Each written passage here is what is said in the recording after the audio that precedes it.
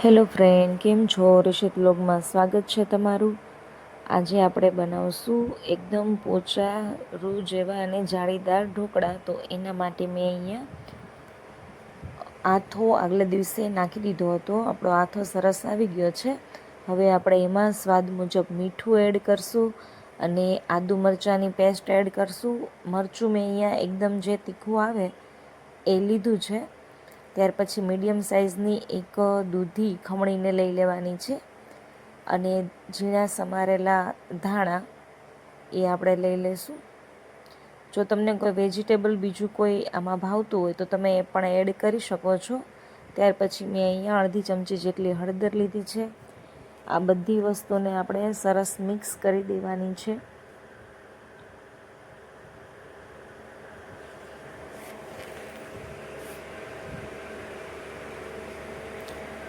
જો ફ્રેન્ડ, આપણે આ બધી વસ્તુને સરસ મિક્સ કરી દીધી છે ખીરામાં.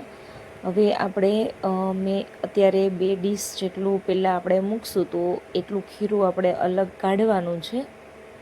એકસાથે આપણે બધા ખીરામાં સોડા નથી નાખી દેવાનું. જેવી રીતે બનાવતા જઈએ એવી રીતે અલગ ખીરું લેતું જવાનું છે. તો હવે હું આ ખીરાની અંદર 1 ચપટી જેટલો બેકિંગ સોડા એડ કરી અને સોડાને એક્ટિવેટ કરવા માટે ઉપર લીંબુનો રસ એડ કરીશ અને 2 ચમચી જેટલું તેલ એડ કરી દઈશ. હવે આપણે આ બધી વસ્તુને સરસ મિક્સ કરી દેવાનું છે અને મિક્સ કરવા ટાઈમે ખાસ ધ્યાન રાખવાનું છે કે એક જ ડાયરેક્શનમાં હલાવવાનું છે. આપણું બેટર એકદમ સરસ ફ્લફી થઈ જાય ત્યાં સુધી આપણે એને હલાવવાનું છે. જેટલું બેટર ફ્લફી હશે એટલા જ આપણા ઢોકળા પોચા રૂ જેવા અને એકદમ જાળીદાર બનશે. હવે મેં અહીંયા એક ડીશની અંદર તેલ લગાવી લીધું છે અને હવે આપણે એમાં ખીરું પાથરી દેવાનું છે. ત્યાર પછી ઉપર જો તમે લસણવાળી ચટણી ખાતા હોય તો એ એડ કરી શકો. મેં અહીંયા લાલ મરચું પાવડર એડ કરી અને સ્ટીમ થવા માટે મૂકી દીધા છે.